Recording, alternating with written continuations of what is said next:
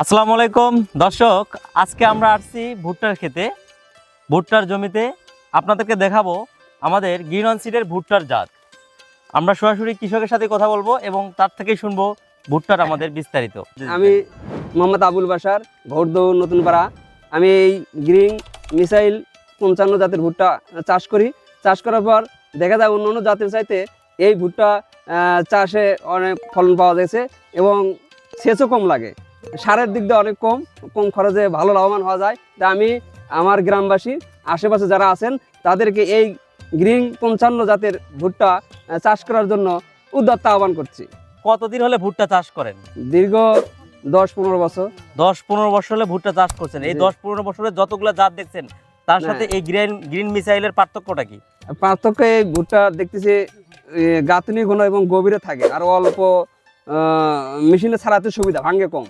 আচ্ছা, এটা এই গ্রিন মিসাইলটা আপনি কেমন আশা করছেন যে বিঘাকে কতটি ফলন হবে কাঁচা?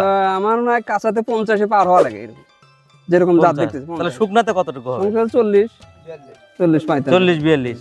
আচ্ছা, এই মাটিতে যদি এইরকম ফলন হয় তাহলে এটা যদি ভালো মাটি, আমার মনে হয় আরো ভালো মাটিতে মনে হয় 60 এরকম হবে, কাঁচা 60 মন মতো আসবে এরকম। 60 মন। আসলে এই দর্শক, আমাদের গ্রিন মিসাইল যে ভুট্টার জাতটি, এটা কাঁচা ভেজাতে 60 মন ওজন হয় এবং শুকনাতে 40 থেকে 45 মন এটা হয়। তাই আমরা আজকে মূলত মাঠ দিবস করছি, সেই সুবাদে এই মাঠে আসা। আমরা এখানে অনেক কৃষক ভাই আছে এবং সবাই মোটামুটি এই গ্রিন মিসাইল সম্পর্কে সবারই জানা। দর্শক, এইবার আমরা কথা বলবো কৃষক মজিদ ভাইয়ের সাথে। মজিদ ভাই, এই গ্রিন মিসাইল যে ভুট্টাটি আপনি দেখলেন, এই ভুট্টাটি অন্য অন্য ভুট্টার চেয়ে রোগবালাই কেমন হয়?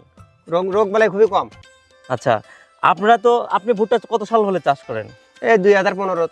মানে টোটাল আপনি কত বছর হলে চাষ করেন? ধরেন 10 বছর। 10 বছর হলে ভুট্টা চাষ করেন। যতগুলা এ যাবত আপনি ভুট্টার জাত দেখেছেন, তার সাথে এই গ্রিন মিসাইলের পার্থক্যটা কি দেখতে পাচ্ছেন? পার্থক্য আর শেষ আছে কোন?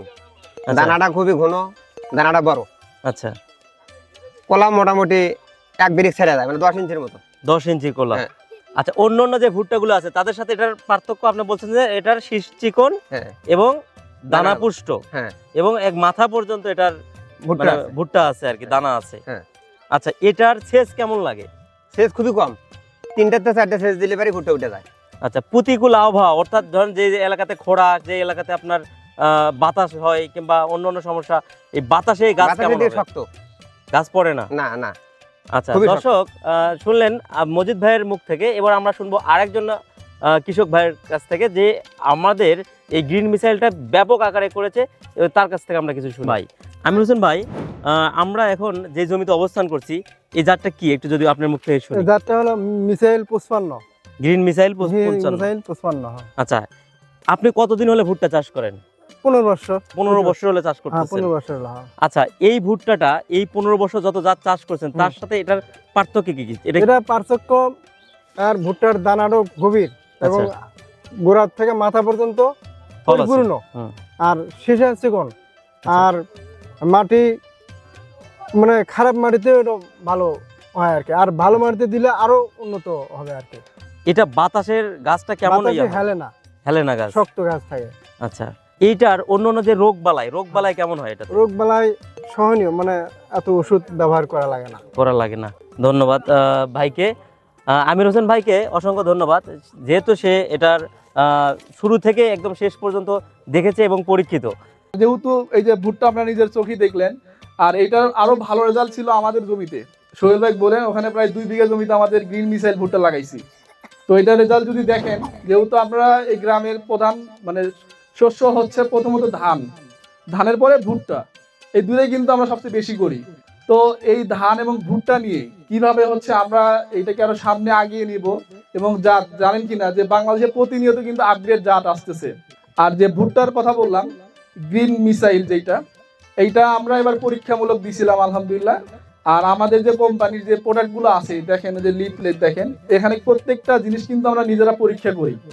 আমাদের ওখানে R&D আছে, ওখানে প্রায় 25 থেকে 30 বিঘা জমি আছে। এটা হলো বেরের বাড়ি, আপনারা সবাই চেনেন ওখানে। তো ওখানে আমরা গত বছর এক্সপেরিমেন্ট করছিলাম এই গ্রিন মিসাইলটা, করার পরে খুবই ভালো হয়েছিল। ভালো হওয়ার পরে যখন দেখলাম যে এটা কৃষক পর্যায়ে ছড়ানোর দরকার, সেই জন্য আমাদের জমিতে বা এই গ্রামে অনেকের কাছে হচ্ছে দেওয়া হয়েছিল এক্সপেরিমেন্টমূলক। তো এই আলহামদুলিল্লাহ কিন্তু খুবই ভালো হয়েছে। আর এটা কিন্তু আপনারা নিজেরাও পরীক্ষিত, যা নিজের চক্ষে আজকে স্বচক্ষে দেখলেন। তো এখন যেহেতু আবহাওয়া চেঞ্জ হচ্ছে, জলবায়ু চেঞ্জ হচ্ছে, জাতগুলো চেঞ্জ হচ্ছে, তো এই অনুপাতে যদি আপনারা কতটুকু জমিতে সার লাগবে, কি কি সেচ দিতে হবে, এই পোকা লাগছে, এই পোকার পরিপ্রেক্ষিতে কি সার ওষুধ দিব, জমিতে প্রবলেম হলে যাবতীয় যে প্রবলেম গুলো আছে, এইটা দেখেন আপনাদের হাতে যে লিফলেট আছে ওখানে কিন্তু আমাদের নাম্বার দেওয়া আছে, যে আমার জমিতে ভুট্টার জমিতে গোড়া কেটে দিচ্ছে, পাতা হলুদ হয়ে যাচ্ছে বা মশাগুলো পুষ্ট হচ্ছে না, মানে যে ধরনের প্রবলেম গুলো আছে এগুলো আপনি আমাদের সাথে যোগাযোগ করবেন। ওখানে ফোন নাম্বার আছে, ফোন দিবেন। আমাদের জানেন কিনা যে প্রত্যেক কিন্তু ডাক্তার আছে, মানুষের ডাক্তার আছে, কিন্তু গাছের কোনো ডাক্তার নাই, ফসলের কোনো ডাক্তার নাই। আর এই ডাক্তারের কাজ কিন্তু আমরা গ্রিন ওয়ান কিন্তু করতেছি। আমাদের ওখানে প্রায় 15 থেকে 20 জন কৃষিবিদ আছে, যারা হচ্ছে আপনাদেরকে পরামর্শ দেওয়ার জন্য বসে আছে।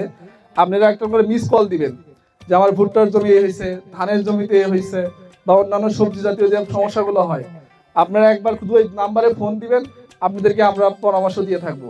Green missile.